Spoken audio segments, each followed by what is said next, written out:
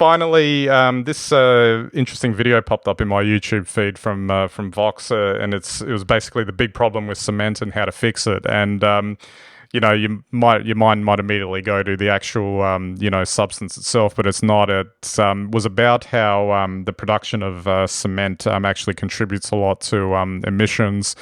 And how they're looking at various ways of figuring out how to still produce cement without producing the emissions that go along with it.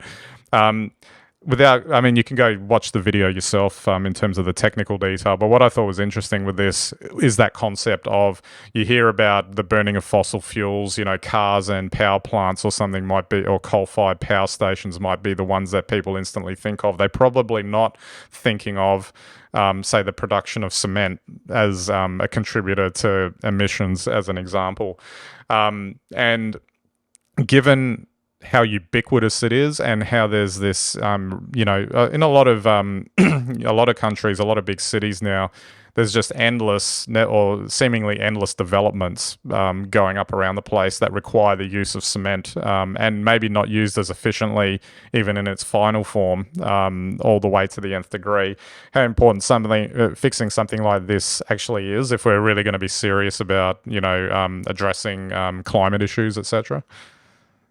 Yeah, look, I think the thing is that people don't appreciate that cement is actually produced using very high temperatures, and that consumes a lot of energy. And it's interesting, cement is so important in our modern world, and fertilizer as well also sucks up a huge amount of energy. So in that regard, I just threw in fertilizer because they're two very important products that consume a lot of energy in order for us to have access to them. And without access to them, nobody would be living the way we're living today. I mean, that's the first thing to sort of realize.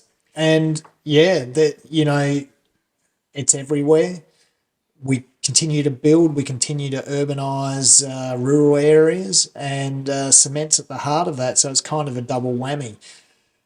So anything we can do, any techniques, and there are a number of techniques that are now being trialled in heavy industries to reduce that carbon footprint in the production of these essential items, really super important. Absolutely. And again, I think it's just that highlighting that people, if people are interested, you should really, not just this as an example, or using it as an example, I should say, that there's so much more to the climate sort of climate change issue, and the what has to be addressed. And it's interesting that I think that's a lot of stuff that you actually have to go out and look up yourself, because I could whinge about the media all day, but they tend to have a bit of a singular focus on certain things sometimes, and don't really give the full picture. Well, that's right. And look, us all driving electric cars is not going to fix this problem. So, I think that's something that people often forget. Sure, you'll reduce emissions potentially if your electric car lasts more than 10 years. I'm not sure if it only has a 10-year lifespan. But, it's things like these that are everyday and essential building blocks of our modern society that we need to fix. Without solutions for these products, then we can't move forward and we can't reduce our carbon emissions.